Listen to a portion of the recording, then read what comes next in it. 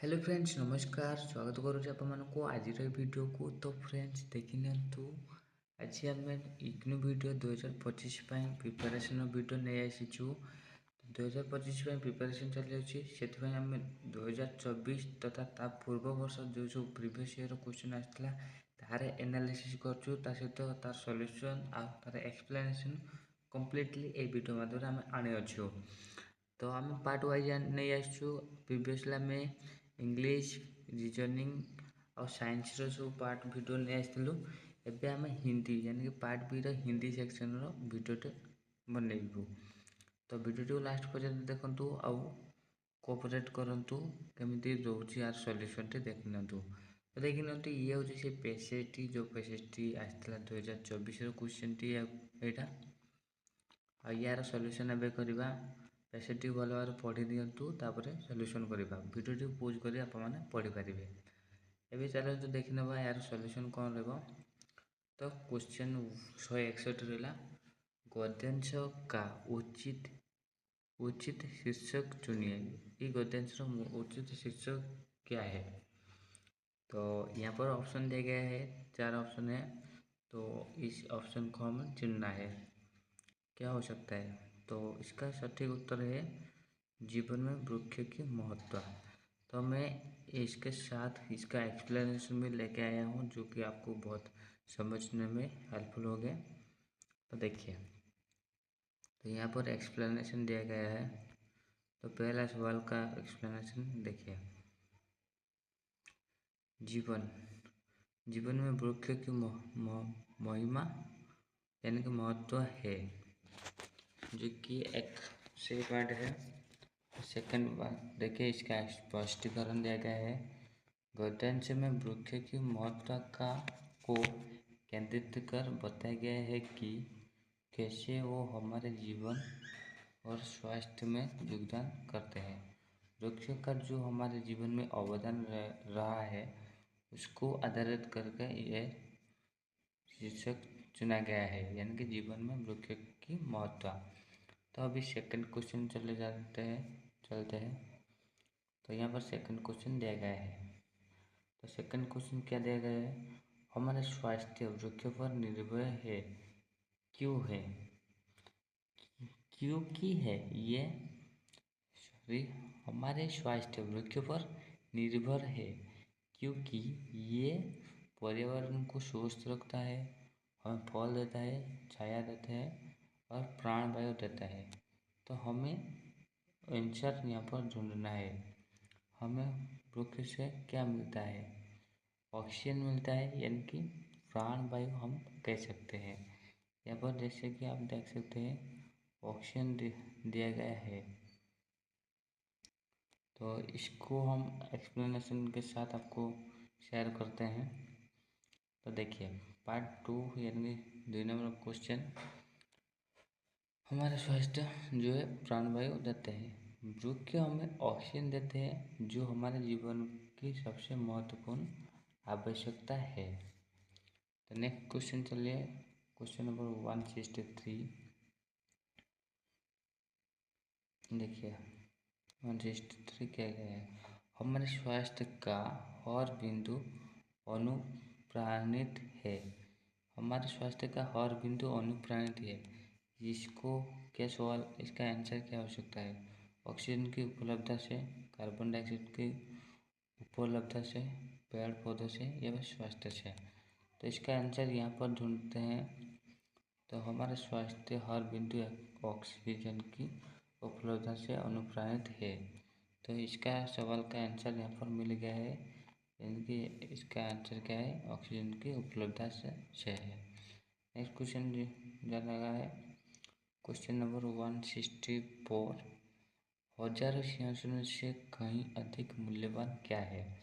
तो यहाँ पर इसका आंसर ढूंढिए। तो इसका सटीक उत्तर होगा एक स्वस्थ मन। तो इस पैसेज पर देखते हैं, यहाँ पर लिखा गया था हजारों सिंहासन से कहीं अधिक मूल्यवान है, क्या है, एक स्वस्थ मन। नेक्स्ट क्वेश्चन चलते हैं,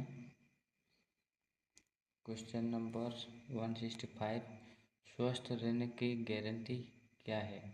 गारंटी है स्वस्थ रहने की गारंटी। स्वस्थ देश की रचना, दुनिया के समस्त वृक्षों की रक्षा, अपने जीवन मर्जी जीना, अपने आसपास के पेड़ों की रक्षा। तो यहाँ पर देखिए, दो ऑप्शन हमें सही लग रही है, ये ऑप्शन। पर पैसेज में क्या दिया गया है? देखिए, वृक्ष की रक्षा ही हमारे जीवन की सुरक्षा में का राज छिपा है। वृक्ष की सुरक्षा में। और यहाँ पर आसपास देखिए, यहाँ पर अगर आप आसपास खड़े वृक्ष की रक्षा करते हैं, अपने कांधों पर लेते हैं, उसमें निश्चित मानिए कि हमें अपने स्वास्थ्य का लंबे समय तक स्वच्छ रहने की गारंटी प्राप्त होता है। तो गारंटी कहाँ में प्राप्त होता है? अगर उसका क्या दुनिया के सब समस्त वृक्ष की रक्षा नहीं, अपने आसपास के पेड़ों की रक्षा हम अगर करते हैं तो चलिए इसका थोड़ा एक्सप्लेनेशन जान लेते हैं। 165। तो इस वीडियो आपको चाहिए तो हमारे टेलीग्राम ग्रुप में ज्वाइन हो जाए, वो उसका लिंक हम वीडियो डिस्क्रिप्शन में दे दिए हैं। देखिए, आसपास के पेड़ों को रक्षा करने से वृक्ष की रक्षा करना हमारी दीर्घकालिक स्वास्थ्य की सुनिश्चित करता है। अभी चलिए 166 सवाल पर। देखिए, अव्ययभाव समाज किसमें है? यहाँ पर ऑप्शन दिया गया है, इसमें से कौन सा एक अव्ययभाव समाज है? तो अव्ययभाव निस्संदेह पुष्प, सीताराम, गंगाजल। यहाँ पर ऑप्शन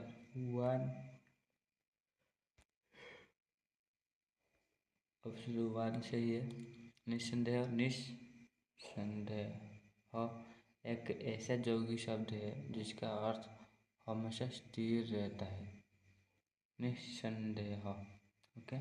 इसका अर्थ कहीं भी ऑप्शन में, कहीं भी सिचुएशन में चेंज नहीं होता है। तो यह अभी भाव है, भावार्थक शब्द। नेक्स्ट क्वेश्चन है, चलिए देखते हैं। ओके, कोई विशेषण है, कोई विशेषण है, कोई किस प्रकार का विशेषण? कोई मुझे बोले, कोई ऑप्शन नंबर 3 लगता है सार्वनामिक विशेषण। चलिए इसका सटीक उत्तर जानते हैं। 167, यस, सार्वनामिक। कोई तो मुझे बुलाए, कोई ने तो ये काम किया, कोई कैसा लगता है? कोई एक सार्वनामिक, कोई एक ऐसा शब्द है जो संख्या का विशेषण करने के लिए प्रयोग होता है। कोई काम का नहीं तो कोई काम का नहीं, ओके, ये सार्वनामिक विशेष है। नेक्स्ट क्वेश्चन जो चले जाते हैं 168। तो काली घटा का घमंड घटा, काली घटा का घमंड घटा में अलंकार है। ये शब्द, इसमें अलंकार क्या है? किस प्रकार का अलंकार यहाँ पर प्रयोग किया गया है? अगर आपको पता है तो कमेंट कीजिए। तो इसका सटीक उत्तर चले जानते हैं। 168, काली घटा का घमंड घटा, इसमें जमक अलंकार ये छुपा गया है। घटा शब्द का 2 बार भिन्न अर्थ में प्रयोग हुआ है। देखिए, यहाँ पर जो घटा, पहला जो घटा काली के पास जो प्रयोग किया गया है, इसका अर्थ अलग है। और घमंड घटा, काली घटा और घमंड घटा, घमंड यहाँ पर भाव, काली घटा ये कोई चीज़ है, उसको हटा देने का दिखा रही है। लेकिन ये जो घमंड, वो आंतरिक हमारा जो इमोशन है उसको हटाने की भावार्थ को हटाने के बाद क्या कहा गया है। तो नेक्स्ट क्वेश्चन चले जाते हैं। 168 चला गया है। नेक्स्ट क्वेश्चन क्या है। 169 दोहे का उल्टा छंद है। दोहे दोहे का उल्टा छंद क्या है, चले जानते हैं। तो यहाँ पर ऑप्शन दिए गए हैं, अगर आंसर मालूम है तो कमेंट कीजिए। दोहे का उल्टा छंद है क्या। 169 जो सटीक उत्तर है सोरठा। सोरठा जो कि दोहे का उल्टा छंद है। सोरठा छंद दोहे का उल्टा रूप है जिसमें वर्ण क्रम भिन्न होता है। यहाँ पर वर्ण क्रम कैसा होता है, भिन्न, अलग होता है। तो नेक्स्ट क्वेश्चन चले जानते हैं। 170 आँख आँख का तत्सम रूप क्या है। आँख का तत्सम उसके साथ समान है, वो रूप क्या है। आँख नेत्र तद्भव, आँख आँखी आखिर ना, आँख से आँखी होता है ना तत्सम, तो सटीक उत्तर है आँखी। तो इसका एक्सप्लेनेशन थोड़ा देख लेते हैं। 170 ये आख्या है, संस्कृत का शब्द है जो आँख को मूल रूप है। अभी चले नेक्स्ट क्वेश्चन देते हैं। 171 अंगुली अंगुल का तद्भव, अंगुली का तद्भव सब रूप क्या है। तो यहाँ पर ऑप्शन दिए गए हैं, कमेंट कीजिए आंसर। या सटीक उत्तर है अंगुल। चलिए इसका थोड़ा एक्सप्लेनेशन जान लेते हैं। अंगुल अंगुल अंगुल उंगली, सॉरी मैं कोई गलत कहा गया, हाँ गलत कहा है। तो इसका सटीक उत्तर है ऑप्शन नंबर 3 है, उंगली नहीं उंगली उंगली उंगली होगा उंगली, जो कि तद्भव रूप है। तो थोड़ा एक्सप्लेनेशन डाल देते हैं। उंगली उंगली का तद्भव रूप है जो साधारण रूप से बोली में प्रयोग होता है। तो चलिए नेक्स्ट क्वेश्चन आते हैं। तो प वर्ग का अंतिम व्यंजन क्या है। प वर्ग में का अंतिम व्यंजन है जो है ऑप्शन नंबर 2 यानी कि म। इसका सटीक उत्तर चलिए जानते हैं कैसे। एक्सप्लेनेशन देखिए, प वर्ग में क्या क्या क्रम है, प फ ब भ म। तो इसका सही सवाल कौन क्या है, तो म आ गया ना। तो अंतिम वर्ण व्यंजन क्या है, म आ गया। तो नेक्स्ट क्वेश्चन चले जानते हैं।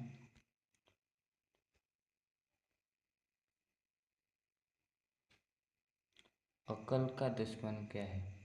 अक्ल का दुश्मन मुहावरे का सही अर्थ क्या है। अक्ल का दुश्मन मतलब मूर्खता से काम करने वाला नहीं। अक्ल का दुश्मन यहाँ पर अपना बुद्धि प्रयोग नहीं किया गया है, किया जाएगा और मूर्खता से काम करेगा, अक्ल का दुश्मन। तो नेक्स्ट सवाल थोड़ा इसका एक्सप्लेनेशन डाल देते हैं। देखिए, यह मुहावरा के कैसी मूर्ख व्यक्ति के लिए प्रयुक्त होता है। तो मूर्ख व्यक्ति के लिए ये जो मुहावरा है, मतलब हम क्या कहते हैं, लोकवाणी कहते हैं, इसको प्रयोग किया जाता है। तो नेक्स्ट क्वेश्चन चले जाते हैं। 174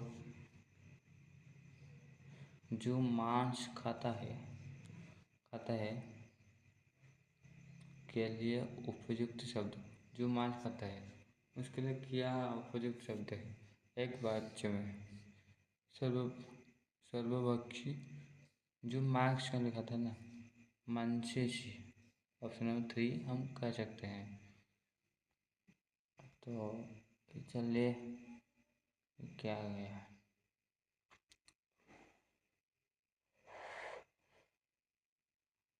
तो जो मांस खाया कहा है वो तो मांसाहारी।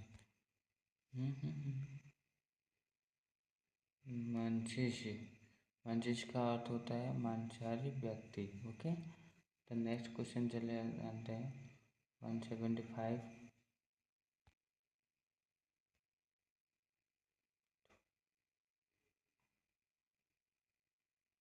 निम्नलिखित में से दहेज शब्द है, दहेज शब्द क्या है? दहेज मतलब गड़बड़ नहीं, दहेज मतलब दहेज, दहेज गड़बड़। ओके, गड़बड़ है कि दहेज शब्द है। नेक्स्ट क्वेश्चन चले आते हैं, आलस्य शब्द का विशेषण क्या है? आलस्य, आलस्यपन होगा कि नहीं? 176 नहीं, आलस्य शब्द का विशेषण है आलसी, आलसी विशेषण के रूप में प्रयुक्त होता है।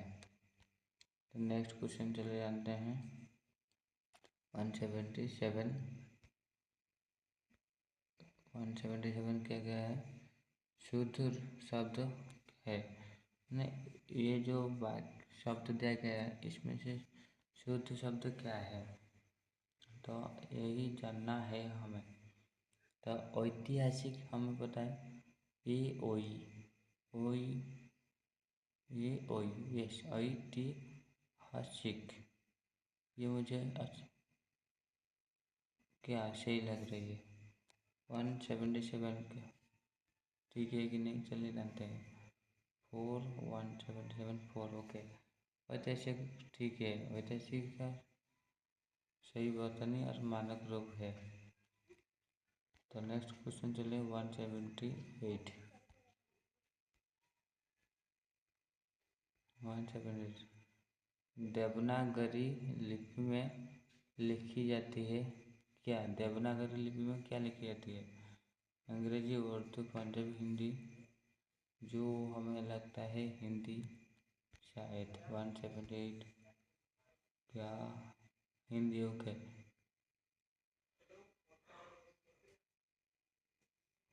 देवनागरी लिपि में क्या लिखा गया है? हिंदी लिखा गया है।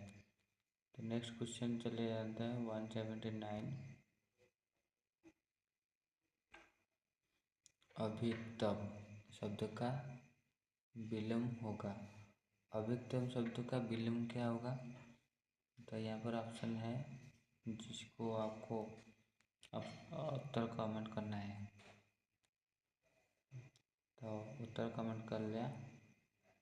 अभी चलिए उसका सटीक आंसर जानते हैं। 179 जो अभिकतम शब्द का विलोम होगा न्यूनतम। विलोम समझ में आता है? तो जो अपोजिट विपरीत होता है, अभिकतम का विलोम है न्यूनतम। अधिकतम, मैं क्या पढ़ रहा हूँ ना, अधिकतम शब्द का विलोम शब्द मतलब विपरीत शब्द है न्यूनतम। ओके, फिर आज का लास्ट क्वेश्चन, रणभूमि किसकी रचना है? रणभूमि किसका रचना है? जयशंकर, देवप्रसाद, महादेव वर्मा? ओके चलिए इसका आंसर जानते हैं कौन है। रणभूमि मुंशी प्रेमचंद, मुंशी प्रेमचंद जो इसका रचना क्या है, प्रसिद्ध कृति है। तो गाइज, तो अभी हम पहुंच गए ये सवाल का अंतिम पर्याय में, पंच खत्म हो गया है। तो इसका पीडीएफ आपको ज़रूर चाहिए, आप पीडीएफ ले सकते हैं हमारा टेलीग्राम ग्रुप विजिट करके। और अगर 2025 के लिए प्रिपरेशन कर रहे इग्नू वीडियो, हमारे चैनल निश्चय सब्सक्राइब कीजिए। हम आपको ऐसे ही बेहतरीन कंटेंट आपके साथ मिलाते रहेंगे। और आप देख सकते हैं मैं कितना क्वालिटी कंटेंट लेके आया हूँ, तो इसलिए मेरे चैनल को सब्सक्राइब कीजिए। तो thank you for watching this video. ये वीडियो आपको टेलीग्राम ग्रुप में मिल जाएगा, और टेलीग्राम ग्रुप ये है आप जो देख सकते हैं स्क्रीन में। So guys, thank you for watching this video.